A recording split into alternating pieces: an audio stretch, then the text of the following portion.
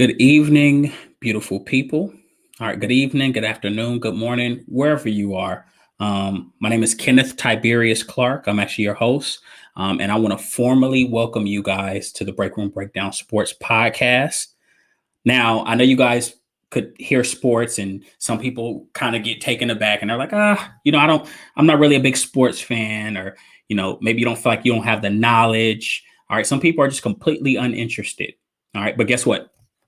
I'm here to completely change the narrative, right, of sports media, of sports talk. Sounds ambitious, right? But I want to close the gap. I'm here to close the gap between our veteran sports fans and our rookie sports fans, right? Because you have some people who just feel like they can't join the conversation just because they don't feel knowledgeable enough. So that is what I'm here. And I know some people may hear that and may be like, what if I don't like sports? Well, guess what? I think if we look at the state of where we are in the world right now, some of the things going on, I think we can agree that sports is probably one of the few things that can actually bring us together. So anything I can do to help that, all right, to help everybody us improve together, I'll definitely do that. So when looking at my sports journey, I'll tell you guys a little bit about myself because I know you guys are like, who is this guy? Right? Talking about telling us about what he wants to do, change the world, right? My name is Kenneth Clark. I'm born and raised in Los Angeles County. We all know, any sports fans, we all know that Los Angeles County produces like the best athletes, the best everything. Like, we're just the best, right? All jokes aside, born and raised in Los Angeles County. I'm the youngest of five. I actually have four sisters. I have zero brothers. So growing up, I had to figure out ways to occupy myself. Either I was watching sports or, playing video games, doing whatever, right? So I had to figure things out. Actually lived in a very divided household. So my dad was an Oakland Raiders fan, as was everybody in LA during that time. And my grandmother, who's originally from Texas, she's a Dallas Cowboys fan. So you can imagine what it was like as a kid, kind of watching them go back and forth. All right. But we know we know the Cowboys ran in 90, so it really wasn't much of an argument. So that is ultimately the beginning. But life went on. We had some ups and downs. And by the time when I was 14, we actually relocated to Beaumont, Texas. Right. It was me, my mom, and two of my sisters. So we relocated to Beaumont, Texas. Which anyone who's been to Texas just knows that it's a completely different animal. All right. Not only is the social scene different, it's a lot slower than California is. But when looking at it from a sports standpoint, it's completely nuts over there. I mean, basketball is around the same, but football is just, they literally shut the whole town down. So you see like Friday Night Lights and you see them, like, that's real. That's not fake. And then Battle of the Bands is phenomenal as well. So here I am. I'm a 14-year-old kid, and I'm in this new environment. I don't know anyone. I have some family, but I have no friends. It's just really me and my sisters. And like any kid that age, I wanted acceptance. I wanted to find my place to fit in. So naturally, I would go to sports. I went out to play tackle football. I'd never played tackle football a day in my life. I was one of those what do you call it? Playing on the street. I was one of those stars. Go out and be in the street and run for 300 yards and 2-3 touchdowns. But I'd never played tackle football a day in my life. So I go out for the team, and I'm not gonna lie to you guys. I'm not gonna sit here and gas myself up. I was pretty terrible. And that might be an understatement.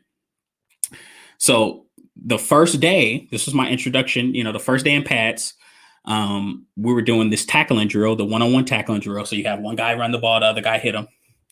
It was actually a good friend of mine's named Henry Mitchell. All right. Shout out to Henry. So they gave me the ball, and so the coach blows the whistle and I take off. And I bet Henry's looking at me like, dude, this is just a feast. Henry hit me so goddamn hard. He knocked my chin strap completely off my helmet. And so everybody's like, ooh, it was just embarrassing. And so I'm on the ground laying down, He knocked the wind out of me. So, of course, I'm this new shiny kid from California. So, there's got to be something special about me. Like, there has to be. So I have to have something under my sleeve. So the coach makes us get up and I reconnect my chin strap, and he makes us run it again.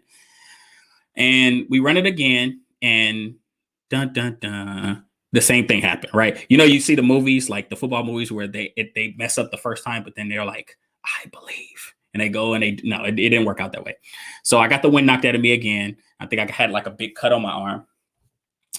So the coach, his name was Coach Savoy. He picks me up and he pulls me aside, and he says, "Ken," he says, "Well, Clark." They go by last names there. He says, "Clark, have you ever played tackle football before?" And I looked at him and I said, "Coach, like, no, I never have." And it was funny because when I was running the ball, I was running the ball like upright. I wasn't even like tucked, like I was like upright.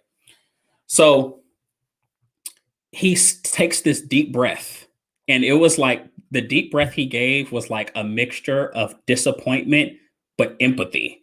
So he's like, "Man, I'm disappointed because I thought this kid was going to be special. But, I'm a coach, so I still got to take care of this kid." So he looks me in my eye and he tells me, he says, "Well, look, some of these guys have been playing sports for years. Some of these guys have been playing since Pop Warner." He says, "If you coming in now, if you really want to improve and get good at this sport, you're going to have to become addicted to your craft." Now, it sounds like a corny, cliche one-liner, right, from a football movie, but those words it actually changed everything for me. It completely shifted my mindset, and for the next I would say no, next 3 to 4 years, I literally was falling in love with football, and not just football, all sports. So I'd be at home and I would be watching ESPN and NFL Network. And my sisters hated me during that time frame because we stayed in a small shack and on the north side of Beaumont. And we had a TV in my mom's room, and in the living room, we had one TV. So if I'm watching sports, they were watching it with me. So they anytime they can go to a friend's house, that's what they did. So that's what I did. I just watched sports. I studied sports 24/7. And my knowledge was completely accelerated. Outside of me studying at home, my sisters played sports. They played soccer and softball. So I was actually the athletic trainer in my off seasons. I was the athletic trainer for them when they were playing other sports. So I got to spend time with my sisters, but I was just adding tools to my tool belt, learning about different sports. And then even if we look at that time period in total, this was between 2006 and 2010. That was probably one of the best times to be a sports fanatic. I mean, Kobe Bryant was the best player in the NBA. We hear RIP Kobe. We hear about his legacy, and I think people really forget because everybody's been on this LeBron hype train. I think that people forget how Kobe was the undisputed best player in the NBA for about 5-6 years. Like, no jokes. We can argue it if we want to. He was the creme de la creme in the NBA. So I got to experience that. And then you look at the NFL, you had LT, who was the best running back in the damn world. All right. He would score. He could do everything, but he scored and he'd do the drop. Yeah, I know you guys remember the drop. I love the drop. I think I was watching ESPN like a year ago, and I seen a clip of it, and it really brought me back. I'm like, wow, I haven't seen the drop in years. So that's LT. And then let's think about this. In 2008, you had Tiger Woods win the U.S. Open with a freaking torn ACL. Like, who does that, right? We think of golf like it's just these rich kids from the suburbs that never go through anything, aren't mentally tough. But Tiger Woods did it with one knee, and he won the U.S. Open. So I got to experience some, very just phenomenal sports moments, during the infancy stages of my education. But that's high school, right? High school built the foundation. And let's fast forward to, when I actually joined the Navy. So just to let you guys know, I'm an 8-year U.S. Navy veteran, right? Yay! Thank you for your service. No, thank you guys, because you guys paid taxes. You guys gave me my paycheck, right? So I was actually stationed in Japan the first 5 years. I was stationed in Yokosuka, Japan. So I know probably some people listening that spent some time out there. So I was on an aircraft carrier and 2 destroyers. Now, anyone who's ever served in the U.S. Navy, they understand what a 3 to 4 month deployment is like. Some people do 8 to 12 month deployments. So you're having, you have some Liberty ports you pull into, but there are times where you're out to sea for 30 plus days. Some people 40. And during these times, all we had was sports. Sports is what kept us sane. We're just looking at water for days, but sports is what really kept us sane and it gave us something to look forward to. So, man, we argued for hours. Like we argued about like all-time player rankings in any sport, upcoming matchups, right? So, we did pools, we did fantasy whenever we had damn internet. And another thing, we also had some gentlemen's bets. All right. I'm saying gentlemen's bets because I'm on the podcast, but they weren't really gentlemen's bets. They were real bets. But that's what we did, and if you could name it, we probably had a 3 to 4 hour intense debate about it. Right. But I tell you this, that time period, as tough as it was, because I spent a lot of time apart from my wife. Yeah, I'm married. My wife, Renisha, 5 years. But as tough as it was that time that really made me fall in love with sports media. So just to backtrack, high school set the foundation for my love for sports, period. But when I got into the Navy, I really fell in love with sports media. And, once again, us arguing, guys would tell me like, man, I really think you should get out the Navy and do this. You should work for ESPN or something, you could be like Stuart Scott or, Stephen A. Smith, right? They only go with the big names. But yeah, that's when I really felt like I could do sports media. And I didn't initially jump on it. I actually want to, finish some things up, especially being overseas was tough. But a few years later, I actually served my last 3 years in the Navy. I served it in San Diego. And when I got out there, I was stationed on, I got a chance to serve on board one of the medical ships, and I took a stab at it. All right. I actually got about 6 friends together. All right. We went into this tiny vending storeroom. All right. Yes, people, I was the vending operator, the vending damn operator. So we get into the storeroom, and this is the most anti-podcast environment you'll ever see. I mean, we had cases of Coke, Dr. Pepper, like just terrible. You had candy on the wall. Like it, once again, it's just terrible. We didn't have a table. So I had to take some of the soda cases and create a table. And then people went to their individual shops and they got the foldable chairs and we just put it around. And one of the guys, one of my good friends, his name is Joseph Held. And he goes and he gets his phone and we recorded on voice memos, right? You could hear our voice was like bouncing off the ceiling and stuff like that, because even though it was a small storeroom, the ceiling was high. But that being said, you guys, we had a blast. We had so much fun. As terrible as it sounded, but we had so much fun. We were covering, if I'm not mistaken, it was the 2018 NBA playoffs. So, you had this young Jason Tatum, Jaylen Brown led Celtics team, and they were going toe to toe with the Cavs. Right, they went to Game 7 but couldn't close out, and of course the Cavs won. But then they go to the finals and they get smacked by the Warriors. Right, I love that moment in sport. Anytime you can see LeBron get swept and smacked, it's just great. Right, so you'll learn that about me. I'm not the biggest LeBron fan, but it was great. It was a phenomenal experience. But unfortunately, after we only did about 2 episodes. I know you guys thinking like, man, he just did something special, like a ship podcast. No, it didn't happen like that. We flamed out after 2 episodes. Some guys lost interest. People went their separate ways, and it sucked. Because I was amped. I was hyped. I just knew it was going to be something to go on a little bit longer. But I'm gonna tell you this: it taught me a very valuable lesson. It taught me that when it comes to your vision, and that's all of us, and anything we want to do, when it comes to our visions or something that we want to build, we cannot expect people to be as passionate about it as we are.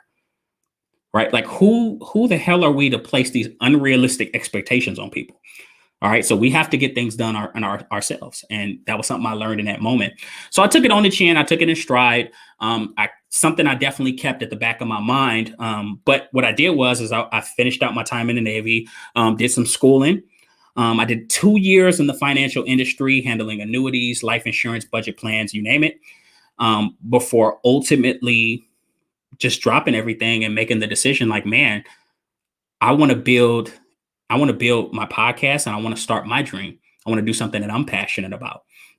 So, I doesn't my life sound like a movie? Like it's like the Antoine Fisher story. No, it's not that bad. So maybe if I accomplish more, I can make myself a movie, a biography or something like that about my life. But I know you guys are hearing this summarized version of my life story. You guys are wondering, like, what about the actual pod? Like, what about the podcast? Like, what is it about? What are we doing?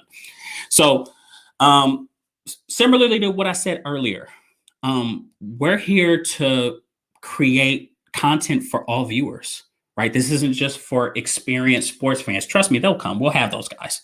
But there are so many shows that do that. All right. I want everybody to feel included, right? So all viewers, and then guess what? We're going to be covering various topics across all sports.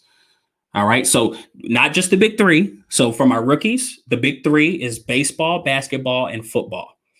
All right. So we won't just be focusing on those. We'll do some tennis. We'll cover some hockey. All right. Some soccer. Hell, we may even do curling. Right. The Olympics are coming up. We may do curling. Got the ice, and you can do the thing. Right. It looks crazy, but guess what? It's a sport, so we have to respect it. So once again, I definitely want to the plan is definitely to do all sports because I want to be diverse in what we present to you guys. Right. Because even though we have a vision of what we may want, you guys are the viewers. All right. And ultimately, we want to give you guys what you want. So that is the content in essence. We'll also have some guests on. All right. They'll cover various topics in professional sports, and not just what we see on TV, right? Not just on the court, on the baseball diamond, on the football field. All right, guess what? We'll be looking at some back office stuff. General managers. What do contracts look like? How does the draft work? All right. How does the MLB farm system work? All right. How does the NHL work? Right. Guess what? I'm still learning about hockey myself. Right. So we want to give you guys the whole picture, not just half of it. All right. So we want to, once again, just really show everything in its entirety. And we want to learn about sports. We're going to have people teaching us from A to Z. So that is the essence of the podcast. All right. We're here to have fun, and we're here to learn, and we're here to educate you guys as much as possible. But that's what we're here. We're here to create something truly substantial. So, hey, guys, if you guys like it, if you guys like us, if you have comments, don't hesitate to reach out to us. You can reach out to me on, you catch me on Instagram, Kenneth Clark D4G on Instagram, and at Breakroom on Twitter. That's my Twitter handle. It sounds nuts, but you got to get the right Twitter handle. So at still the Breakroom Breakdown. So that's my Twitter handle. And hey, guys, feel free to let your, outside of subscribing, feel free to share it with your friends, and not just your sports fans, your non-sports fans, right? Because once again, we're here to build a community together. This isn't just a thing for sports guys, right? It's for everybody. So that is pretty much it. I want to keep it very short and sweet, tell you guys what the podcast will be about, and tell you what I'm about, right? So that way you guys know who you're embarking on this journey with, right? But until then, welcome aboard. Welcome aboard, all the newcomers, all right? And I'm really excited in building this thing with you guys, all right? Outside of that, have a blessed one. I'll see you guys next week.